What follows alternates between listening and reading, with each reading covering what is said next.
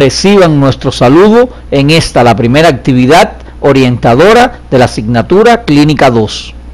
Esta asignatura se desarrollará durante 10 semanas. En 9 de ellas se impartirán actividades lectivas y la última se dedicará a las actividades evaluativas. Como en la anterior, se mantienen las mismas actividades de encuentros y práctica docente. Los sistemas a estudiar desde el punto de vista semiológico serán el sistema digestivo, el genitourinario, las alteraciones del equilibrio hidromineral, el sistema hemolinfopoyético, el endocrino y el sistema nervioso. Al concluir la actividad orientadora, serán capaces de vincular los contenidos morfofuncionales y morfofisiopatológicos del sistema digestivo con las alteraciones que se encuentren al interrogatorio y el examen físico. Describir la semiotecnia, semiografía, semiogénesis y el semiodiagnóstico de los síntomas y signos más frecuentes del sistema digestivo.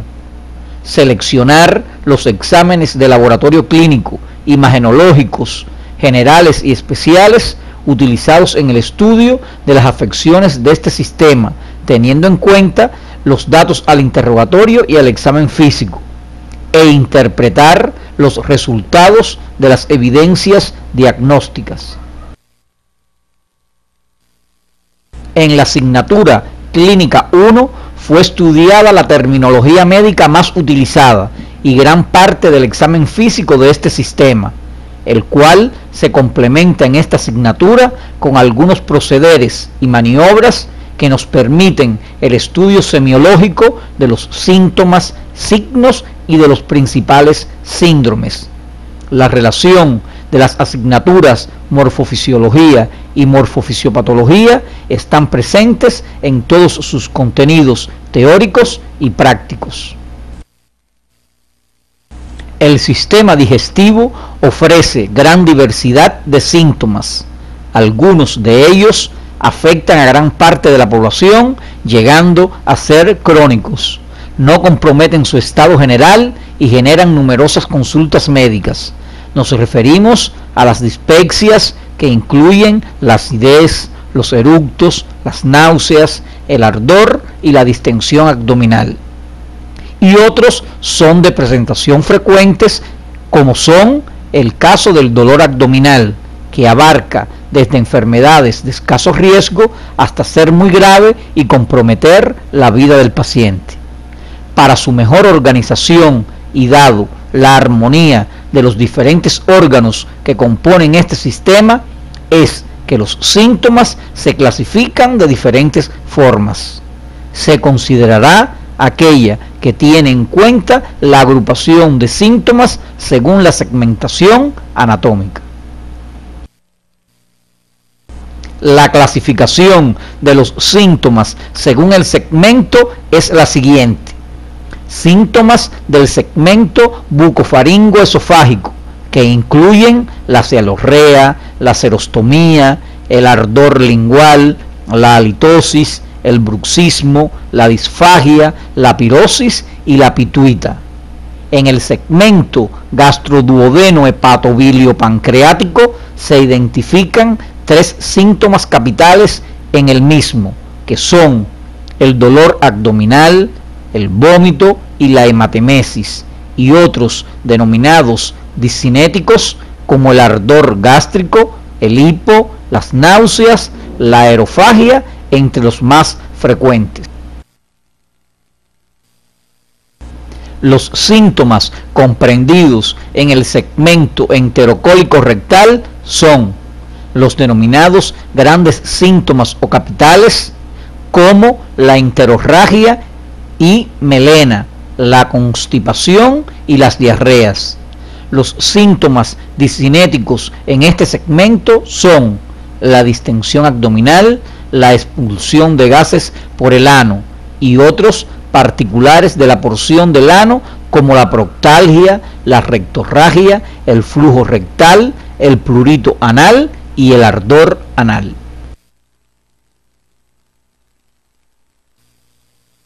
En la actividad de hoy nos referiremos a la disfagia, el vómito, el dolor abdominal agudo, la hematemesis, la diarrea, la enterorragia y la melena. Los demás síntomas serán objeto de revisión durante el estudio independiente, utilizando la bibliografía recomendada y los materiales que aparecen en su CD. Para cada uno de ellos, el interrogatorio constituye la herramienta fundamental con la que cuenta el médico, permitiéndole caracterizar, diferenciar y relacionar la aparición del síntoma, el que en muchas ocasiones no revela signos o al examen físico aporta escasos signos, comparativamente de menor valor semiológico en relación a los recursos para el diagnóstico gastroenterológico. Es oportuno que al iniciar el estudio del sistema digestivo insistas una vez más que muchas porciones o estructuras de este sistema no permiten ser examinadas por el médico, y es sólo a través de exámenes que llegan a ser invasivos y molestos, por lo que el interrogatorio minucioso es el elemento más importante para la interpretación clínica y un enfoque diagnóstico correcto. No olvidar lo importante que resultan los antecedentes personales y los datos de identidad personal, como son la edad, ya que en este sistema se comporta diferente en cada etapa de la vida, el sexo, por los cambios metabólicos determinados por las distintas crisis genitales por las que pasa el organismo, la procedencia, porque en algunas regiones o países se presentan con más frecuencia algunas de estas enfermedades, entre las que podemos citar la litiasis vesicular, el carcinoma de hígado y el cáncer de estómago.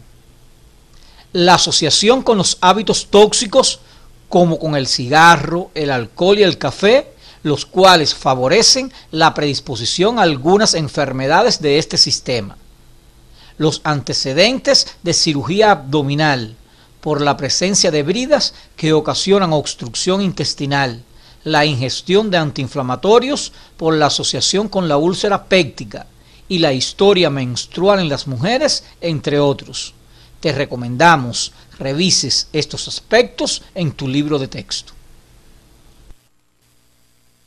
La disfagia o dificultad para la deglución de los alimentos sólidos o líquidos, o en ocasiones referida por el paciente como la sensación de atasco o atoramiento de lo que se traga, implica una alteración anatómica o motora funcional. No puede ser ignorada por el médico en ningún momento, pues puede ser el único síntoma y o el primero de una enfermedad maligna. La disfagia orgánica se explica por la disminución de la permeabilidad bucofaringoesofágica por procesos obstructivos de causa extrínseca, fundamentalmente los producidos desde el mediastino que comprimen el esófago, y los intrínsecos estenosantes que crecen hacia la luz esofágica. La disfagia funcional se explica por múltiples procesos, los que de forma general obedecen a alteraciones de la coordinación neuromotora de la deglución. Profundiza estos aspectos en tu libro de texto y en los materiales de apoyo del CD.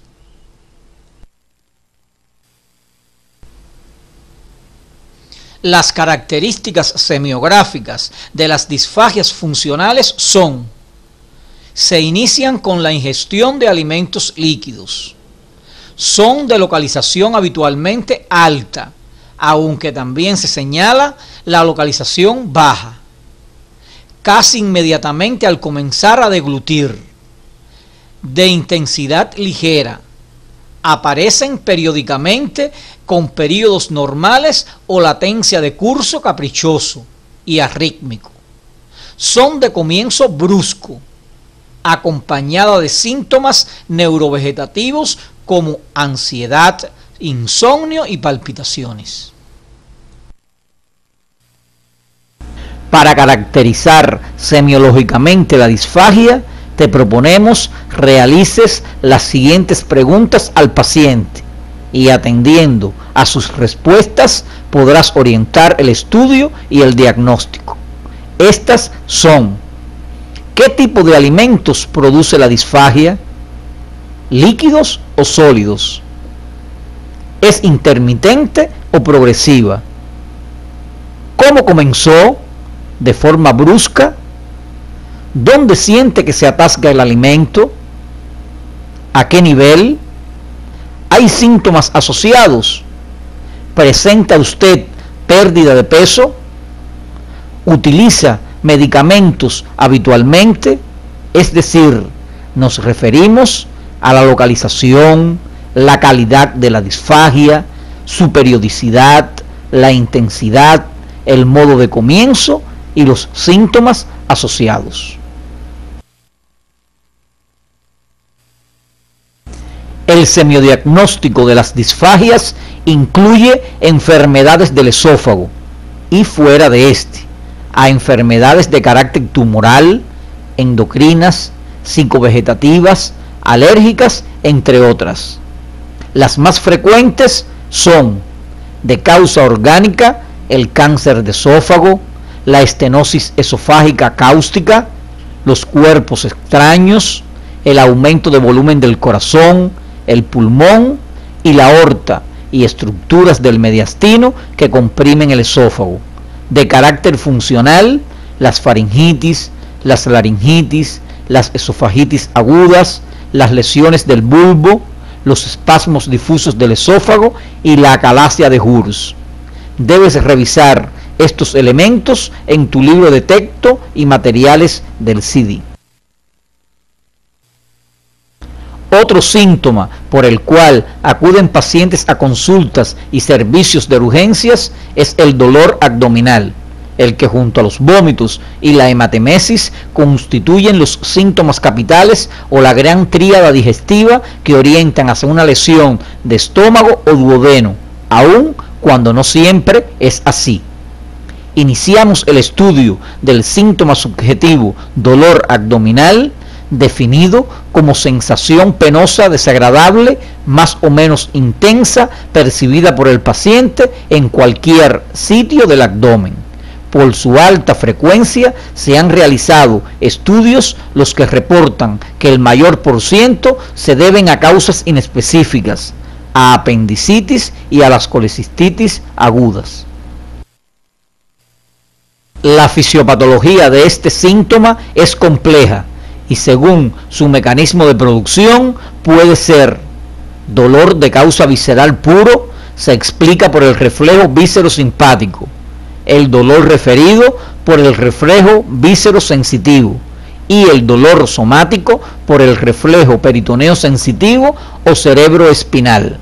Otros aspectos a tener en cuenta son los factores asociados y la variedad de órganos y sistemas que pueden ocasionarlo. Estos factores que influyen en la patogenia del dolor son la pared abdominal, el umbral del dolor y los factores psicosomáticos, los que ganan importancia en la valoración clínica. El dolor abdominal no es siempre de causa digestiva, puede expresar lesiones a otros niveles, como son del sistema cardiovascular, del sistema respiratorio, de causa endocrina, ginecológica, renal y osteoarticular, y del sistema nervioso. De ahí la complejidad en su estudio. Revisa la fisiopatología de este síntoma en tu libro de texto. La detallada semiografía de este síntoma permitirá acercarnos al diagnóstico y seleccionar los exámenes diagnósticos necesarios. De aquí la importancia del interrogatorio. Recuerda los 11 caracteres semiográficos del dolor, que son localización, irradiación, periodicidad, ritmo u horario, la intensidad, su calidad o carácter, el modo de comienzo, el modo de calmarse, su variación según los cambios de posición, los síntomas acompañantes y el curso del mismo. Algunos autores prefieren clasificarlo en epigástrico y no epigástrico, según su localización, lo que te ayudará a orientarte. Te apoyarás de tus conocimientos de morfofisiología para la proyección de los órganos en el abdomen. El dolor de localización epigástrico puede obedecer a etiología cardiovascular, como recordarás en tus estudios de Clínica 1, una presentación del infarto agudo del miocardio, o a estructuras intraabdominales como la apendicitis, la úlcera péptica y las pancreatitis. El dolor no epigástrico puede obedecer a otras vísceras o ser referido. Una característica solamente no te orienta al diagnóstico sindrómico, se complementan todas ellas. Otra de las características semiográficas del dolor lo constituye su irradiación, que junto a la localización contribuyen a su diagnóstico. De no ser este narrado espontáneamente por el paciente, constituye una pregunta obligada por parte del médico. Por ejemplo, ¿el dolor es fijo o se le corre? ¿Hacia dónde? Señale con su dedo. Detengámonos en el dolor epigástrico. Según su irradiación, puede ser hacia arriba al tórax, puede ser una angina o por lesión esofágica, entre otros. Si su irradiación es hacia la izquierda, puede deberse a lesión del cuerpo y la cola del páncreas. Si la irradiación es hacia la derecha, por afección hepatovesicular. Si es hacia abajo, por apendicitis o lesión de la región iliocecal. Y si es hacia atrás, por úlceras gastroduodenales y procesos del páncreas. Según su duración, el dolor se clasifica en agudo y crónico. El dolor abdominal agudo es una urgencia en la mayor parte de los casos y lo estudiarás con mayor detenimiento en la asignatura de cirugía. El dolor que aparece en la región de hipogastro en la mujer, que refleja afección de los órganos genitales internos, será objeto de estudio en la asignatura de ginecobstetricia. Por su periodicidad, el dolor puede ser periódico típico, como es el caso del dolor en la úlcera gástrica, y atípicos como en los cólicos biliares. No periódicos como en caso de úlceras y procesos tumorales, y constante como se observa en los procesos orgánicos extradigestivos, como por ejemplo en los medulares y también en procesos tumorales. Otras características no menos importantes, como la calidad, el ritmo, la intensidad, deben ser estudiados en tu libro de texto. Insistimos que los 11 caracteres son obligatorios durante el interrogatorio del dolor abdominal. No puedes obviar ninguno, pues una omisión puede conducir a un error en el semiodiagnóstico. Luego procederás al examen físico general y por sistemas, por la variedad de patologías que pueden originarlo, y por último examinarás el abdomen realizando las 4 maniobras o técnicas básicas. Todas son de gran valor semiológico. Las maniobras específicas frente a un dolor abdominal como la de Bloomberg, explorarás puntos dolorosos como el de Murphy, el apendicular y otros ya conocidos. La inspección general desde la llegada del paciente, su marcha, posición y su facies durante el examen físico del abdomen es fundamental, pues la expresión facial refleja signos de gran valor. Otro síntoma frecuente en consulta es el vómito o expulsión rápida del contenido gástrico al exterior, acompañado o no de náuseas y otros síntomas. En este síntoma distinguiremos 2 tipos: el periférico, de carácter reflexógeno, y el central, por estimulación directa de los centros vomitivos. La semiogénesis o fisiopatología de ambos deben ser estudiados en tu libro de texto. Es de vital importancia distinguir semiográficamente este síntoma, ya que son múltiples sus causas y por ende, como diagnóstico sindrómico, acompaña diversos procesos patológicos. El vómito central se caracteriza porque la expulsión del contenido no está precedido de náuseas ni otra sintomatología relevante. Es denominado también vómito en proyectil. Su mecanismo es de excitación central exógena, como es el caso de las intoxicaciones, ejemplo por apomorfina, o de excitación endógena, el clásico vómito de la hipertensión endocraniana. El vómito periférico, por el contrario, está precedido de náuseas y sintomatología satélite, con sensación desagradable de mareos, vértigos, ansiedad, taquicardia, contracciones musculares del abdomen, y las náuseas pueden persistir y prolongarse, así como puede ocurrir salida del contenido gástrico varias veces. Se observa en patologías digestivas como las úlceras gastroduodenales, las colecistopatías, las pancreatopatías, hepatopatías, la oclusión intestinal y en la apendicitis. También pueden observarse en la cinetosis o mareos por el movimiento. Los caracteres semiográficos del vómito son ritmo u horario y relación prandial. El vómito postprandial precoz se observa en las embarazadas durante el primer trimestre, las gastritis y la psiconeurosis de ansiedad en las jóvenes. El vómito postprandial tardío se asocia casi siempre con dolor, el cual se alivia al vomitar. Se observa en las úlceras gástricas duodenales y el cáncer de estómago.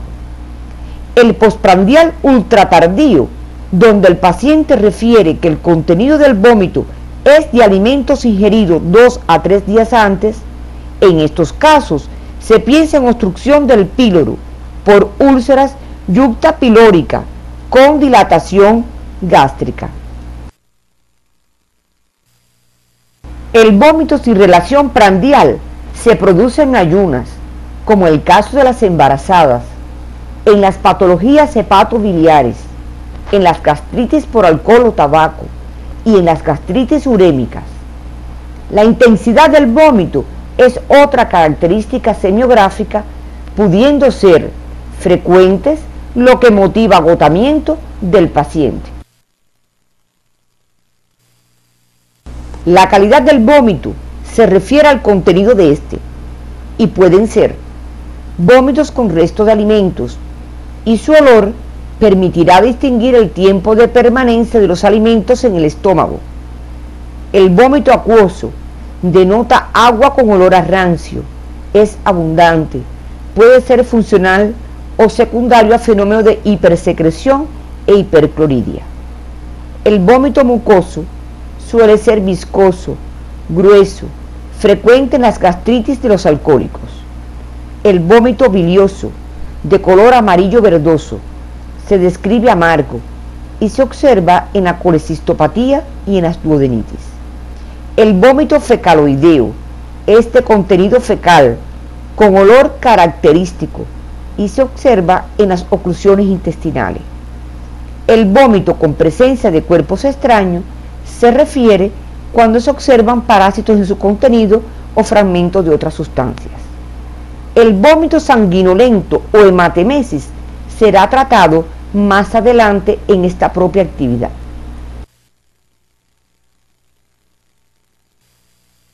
Otras características semiográficas del vómito son el modo de comienzo, distinguiendo los vómitos espontáneos, siempre son de causa central, mientras que los vómitos periféricos son casi siempre de causa digestiva.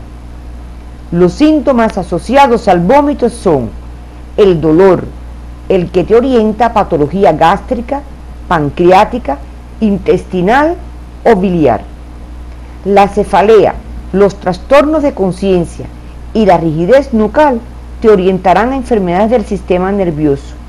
Los zumbidos de oídos y vértigos a la enfermedad de Meniere.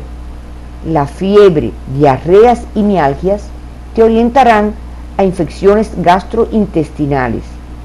Y un largo periodo de vómitos sin pérdida de peso ni otros síntomas satélites pueden ser de causa psicógena.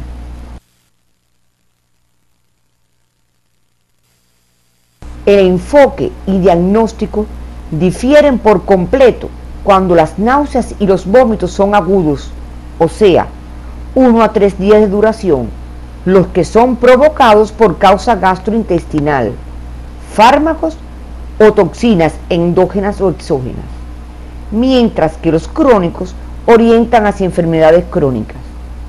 Como ya hemos visto, los vómitos constituyen una respuesta a gran variedad de condiciones, por lo que debes realizar una minuciosa y ordenada anamnesis y un exhaustivo examen físico, incluyendo los signos vitales, la turgencia de la piel, estado de las mucosas, el examen físico completo del abdomen y no obviar el examen físico neurológico.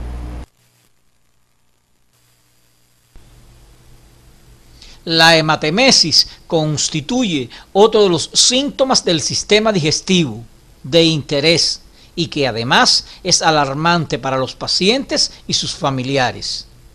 Este se define como la expulsión de sangre por la boca procedente desde el esófago hasta el ángulo duodeno-yeyunal.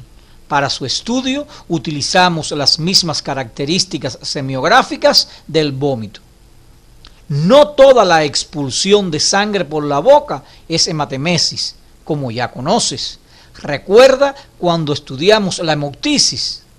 ¿Con qué debemos diferenciarla?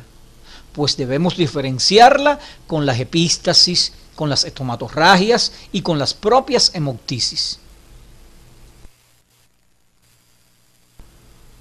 En este caso se describe semiográficamente como la expulsión de sangre con restos o no de alimentos, precedida de náuseas y puede llegar a tener sabor metálico en la boca, aunque puede ser de color roja, rutilante cuando el sangramiento es brusco, y negra cuando lleva más tiempo en acción con el jugo gástrico, pero habitualmente es roja. Según la cantidad se clasifican en intensas o masivas, como se observa en las causadas por gastritis erosivas y en la ruptura de varices esofágicas secundarias a hipertensión portal, y pueden además ser medianas o ligeras. Los síntomas asociados constituyen una pregunta obligada en la anamnesis a estos pacientes, entre los que se encuentran la presencia o antecedentes de dolor, de vómitos, de presencia de íctero, sangramientos fáciles por las encías, pérdida de peso o muchas veces sorprende al paciente y es cuando más angustia causa. Este sangramiento, como cualquier otro, tiene un sustrato eminentemente anatomopatológico, por ejemplo, lesión de venas, arterias y capilares, trombosis, exulceraciones vasculares o por procesos funcionales fisiopatológicos, como es la alteración de la coagulación. Si el sangramiento es lento y progresivo, la sangre pasa al intestino y se expulsa como melena, que se asocia frecuentemente a la hematemesis. Es decir, la sangre digerida mezclada con las heces, la que presenta un color negruzco o como alquitrán, brillante, lo que describe al paciente como sangre negra como chapapote, con olor fétido por la putrefacción. Solo se necesita un sangramiento de 60 mililitros para producir melena. Sus principales causas son las úlceras duodenales, las gastritis hemorrágicas, la cirrosis hepática con varices esofágicas, entre las más importantes. Te recomendamos profundizar este contenido en tu libro de texto. Si por el contrario la expulsión de sangre por el ano es de color roja, fresca, con olor normal, se denomina enterorragia. En este caso, presupone un foco de sangramiento bajo, pero debes valorar la velocidad o motilidad, porque en caso de sangramiento alto y de hipermotilidad intestinal puede observarse enterorragia. Sus principales causas son las fisuras anales, las hemorroides, tumores malignos del colon descendente, las disenterías amebianas, la colitis ulcerativa idiopática y diverticulitis del colon. De aquí el valor de la anamnesis para determinar los antecedentes y características del sangramiento. Puede el paciente confundir el color negruzco de la melena al color casi negro de las heces normales tras ingestión del vino tinto, alimentos ricos en sangre como la morcilla, la ingestión de carbón o hierro y los preparados que contienen bismuto, llamado falsa melena. Es indiscutible la asociación de hematemesis y melena. Revisa estas características en tu libro de texto. Las diarreas constituyen otro síntoma muy común entre adultos y niños. Debe ser objeto de estudio minucioso por ustedes. Se denomina así al aumento en número y cantidad de la deposición normal. Esta es producida por procesos neurógenos, quirúrgicos, endocrinos, irritativos, osmóticos, dietéticos, alérgicos, de mala absorción e inflamatorios. Su fisiopatología o semiogénesis será objeto de estudio independiente. Como en todo síntoma, tienes que caracterizarla semiográficamente según la periodicidad, el ritmo, la intensidad, la calidad, el modo de comienzo y cómo se alivia, síntomas asociados y su curso. La periodicidad orienta al diagnóstico, pues aquellas diarreas intermitentes en el tiempo se observan en la colitis mucomembranosa o neurogénicas, las diarreas emocionales, la colitis ulcerativa y las ileitis. En otros casos, cuando son constantes las diarreas desde su aparición, se puede observar en el cáncer de colon. Otra característica de este síntoma es la intensidad, la que se calcula por el número de deposiciones y la cantidad.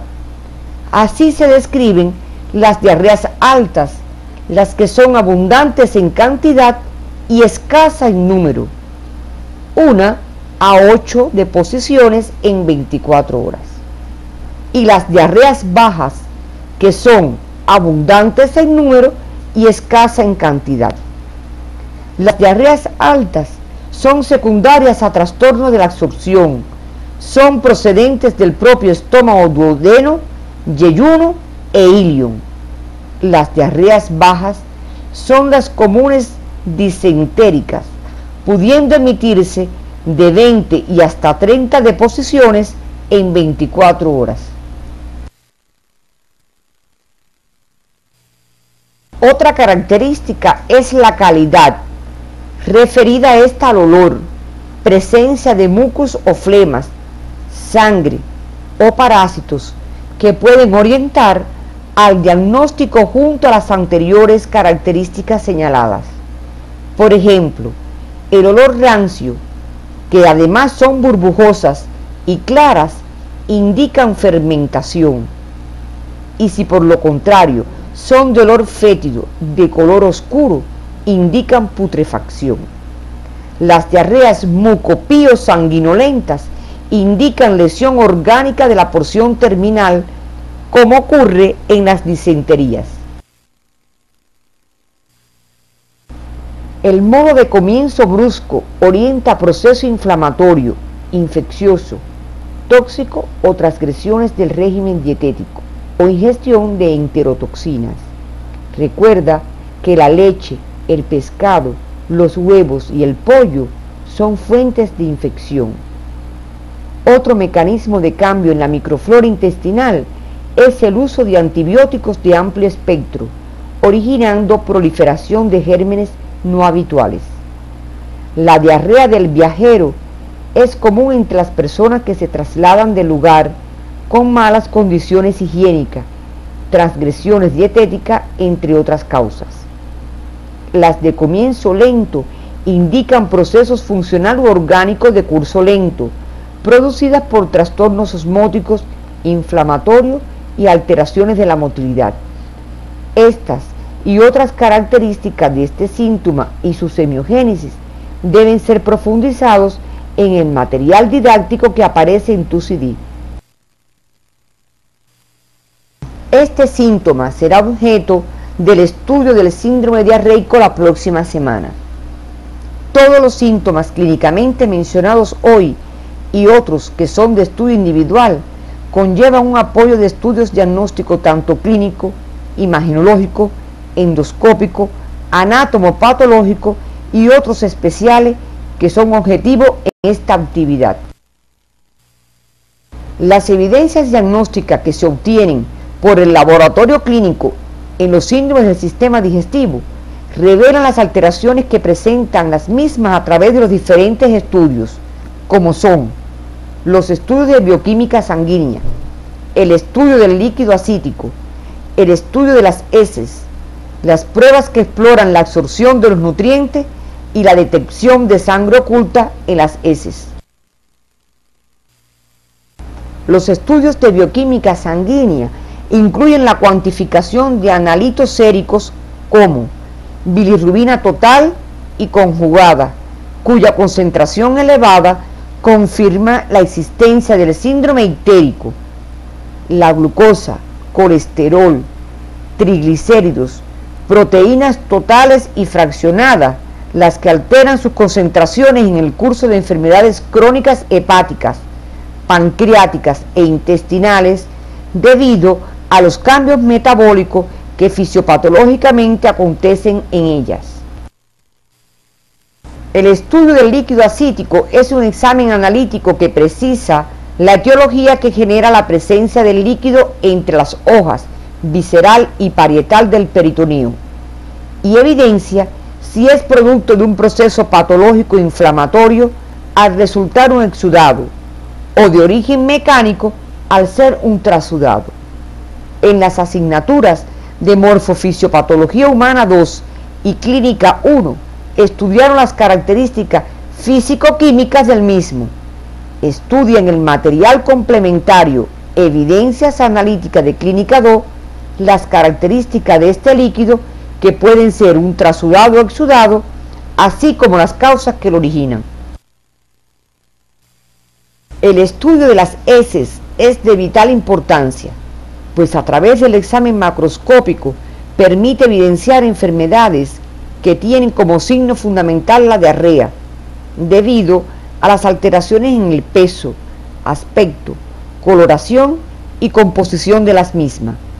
El examen microscópico revela la presencia de parásitos que causan enfermedades diarreicas y el cultivo o coprocultivo la existencia de bacterias patógenas que fueron estudiadas en Morfofisiopatología 1. Los estudios que exploran la absorción de los nutrientes son aquellos que se hacen en vivo y verifican la absorción de los lípidos, los glúcidos y otros nutrientes. Entre ellos tenemos la prueba de desilosa y el test de Schilling, que se encuentran alterados en el síndrome de malabsorción. Revisa estos en el manual de evidencias analíticas que aparece en tu CD.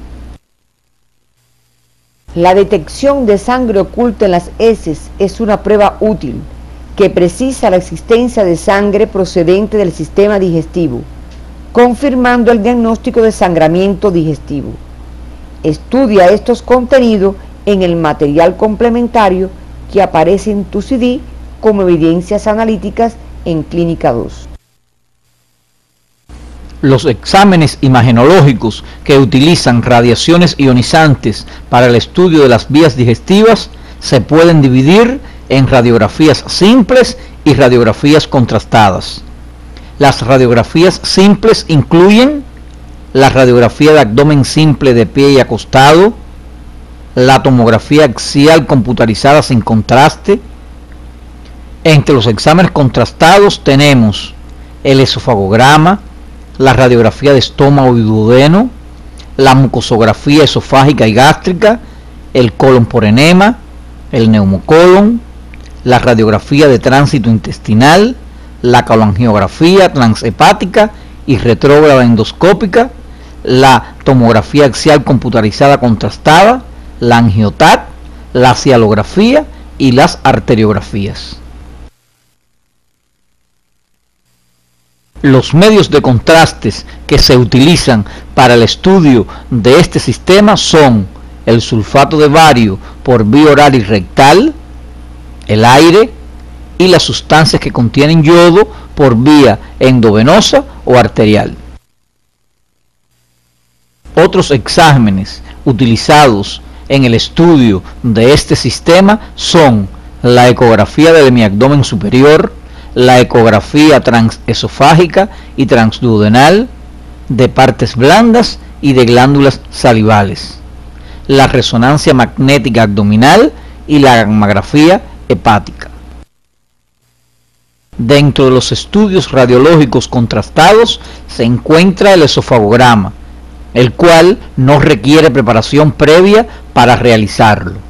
Debes conocer que el esófago normal tiene 4 compresiones anatómicas de arriba hacia abajo, las cuales son el cartílago cricoides, la aorta torácica, el bronquio izquierdo y por último, debido al diafragma. Una de las causas más frecuentes de disfagia orgánica es la neoplasia del esófago, que como aparece en la imagen, presenta los siguientes signos radiológicos: defecto de lleno o imagen en sustracción, infiltrante, desfiladero, el signo del escalón, la dilatación preestenótica y el paso brusco de lo normal a lo patológico. Dentro de las causas de disfagia funcional se encuentra la calasia esofágica.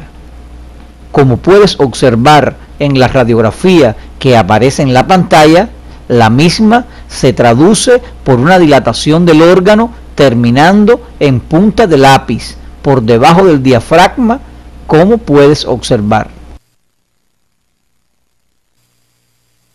El divertículo esofágico es causa frecuente de disfagia orgánica y en la radiografía se observa como imagen de adición por fuera de la luz del órgano, que puede adoptar forma de bolsa con cuello. Los mismos pueden ser del tercio superior, denominado divertículo de Zenker, del tercio medio o de tracción, y del tercio inferior, epifrénico, que provocan regurgitación y halitosis. La radiografía de estómago y duodeno, como aparece en la imagen que proyectamos, es un examen contrastado que requiere de preparación previa al examen, lo cual consiste en estar en ayunas y no fumar. Como recordarás de tus estudios en morfofisiología, el estómago tiene 3 porciones: una superior denominada fundus gástrico, otra intermedia llamada cuerpo del estómago y otra inferior o antro pilórico, que continúa con el canal pilórico. Tiene además 2 curvaturas, la menor y la mayor. El bulbo duodenal tiene forma de capuchón de cardenal y es la primera porción del duodeno, que se continúa sucesivamente con la segunda, la tercera y la cuarta porción de este órgano para comunicarse con las asas yeyunales, formando el ángulo duodeno-yeyunal o ángulo de Treis. Estas porciones rodean la cabeza del páncreas, denominándose marco duodenal. Aprecia la imagen que aparece en la pantalla e interactúa con la galería de imágenes de este sistema que aparece en tu CD para profundizar en la interpretación de esta y otras imágenes. La radiografía de tránsito intestinal es un examen contrastado en el cual el paciente debe estar en ayunas. Las asas yeyunales se ubican horizontalmente con las válvulas conniventes y las iliares en forma vertical, para terminar en el hilio terminal en el ciego. Observa las imágenes que te estamos presentando. La radiografía de colon por enema es un examen contrastado que requiere también preparación previa a través de enemas evacuantes por vía rectal. Debe valorarse la longitud, el calibre y las austras del colon. Las porciones de este son el ciego, el colon ascendente, el ángulo hepático del colon, el colon transverso, el ángulo esplénico del colon, el colon descendente, el sigmoides y el recto, como te estamos mostrando en el esquema y en la radiografía que aparecen en la pantalla. La radiografía de neumocolon es un examen contrastado con bario y aire simultáneamente, que necesita la misma preparación que el colon por enema para el paciente. Su importancia radica en la visualización del interior del colon, así como la distensibilidad de sus paredes. Este examen es utilizado para detectar la presencia de pólipos del colon y neoplasias. Observa la imagen que te mostramos en la pantalla. La opacificación de las vías biliares y de la vesícula se produce con sustancias que contienen yodo. Por lo tanto, es un examen contrastado que requiere preparación previa del paciente con enemas evacuantes. La vía puede ser oral, denominándose entonces colecistografía oral, o endovenosa, donde se utiliza la biligrafina endovenosa. Ambas prácticamente no se utilizan en la actualidad. Las otras vías que se utilizan actualmente son la vía percutánea y la endoscópica, denominada esta última colangiopancreatografía retrógrada endoscópica. La tomografía axial computarizada y la angiotat son de suma importancia en el diagnóstico y estadificación de las lesiones abdominales de las vías digestivas. Observa la imagen de esta tomografía axial computarizada que se muestra en la pantalla. La cialografía es el estudio contrastado de las vías excretoras de las glándulas salivales. Solo se estudian en la obstrucción de las mismas, sobre todo en los cialolitos o cálculos. Actualmente, la ecografía de partes blandas desplaza a estos estudios diagnósticos. Otros exámenes que se utilizan para el estudio de los síntomas y signos del sistema digestivo son los endoscópicos, dentro de los que se encuentran la laparoscopía, la endoscopía alta, que incluye la esofagoscopía, la gastroscopía y la duodenoscopía. La laparoscopía es un procedimiento de observación directa de la cavidad abdominal y pélvica. Por este medio se pueden observar la cavidad y sus órganos, permitiéndonos hacer un diagnóstico rápido y directo de sus alteraciones, y también para obtener muestras para estudio histológico y citológico. Este proceder es invasivo, pudiendo utilizarse en urgencias y de forma electiva. Es bueno señalar que además de un proceder diagnóstico, es un proceder terapéutico. Las endoscopías del tracto digestivo pueden ser endoscopías altas, que incluyen la esofagoscopía, la gastroscopía y la duodenoscopía, o las tres en conjunto, que se denominan panendoscopía. Este proceder actualmente utiliza tecnología que nos permite precisar otros elementos mediante un transductor. La endoscopía baja incluye la rectosigmoidoscopía y la colonoscopía, que son exploraciones fundamentales del recto, el sigmoides y el colon. Todas ellas requieren de preparación previa del paciente.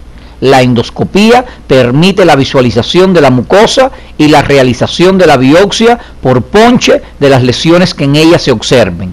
El estudio por anatomía patológica de los órganos macizos como el hígado y el páncreas se realiza a través de la biopsia por aspiración con aguja fina, bajo control ultrasonográfico. En el hígado se utiliza además la biopsia por aspiración por trocar durante el curso de la laparoscopía. Al finalizar la actividad orientadora de hoy, arribamos a las siguientes conclusiones. Los síntomas digestivos referidos por un paciente requieren de una minuciosa anamnesis, examen físico general y del aparato digestivo y de otros sistemas, por la diversidad de patologías que pueden manifestarse por esta sintomatología.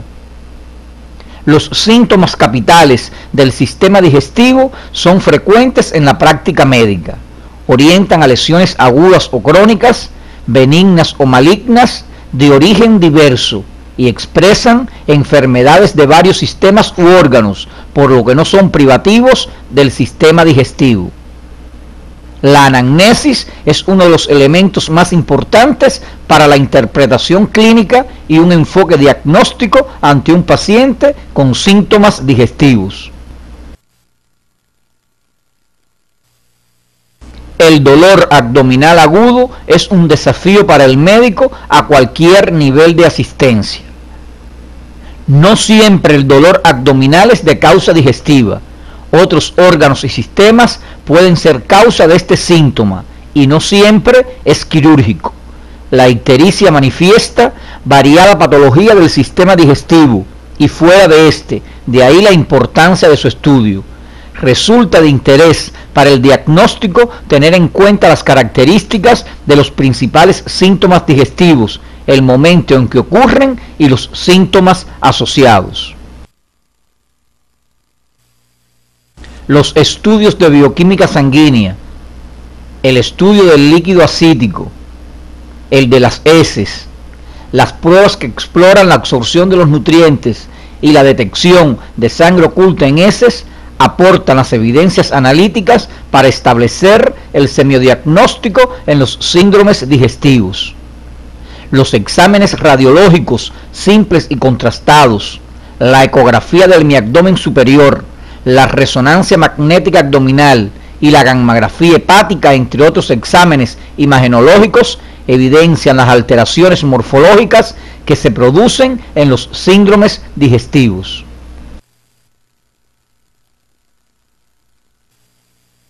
El cáncer colorectal es considerado el tumor más frecuente del tubo digestivo, siendo uno de sus signos más importantes la enterorragia, la cual forma parte del síndrome de sangramiento digestivo, que estudiaremos durante la próxima actividad orientadora junto a otros síndromes de interés del sistema digestivo.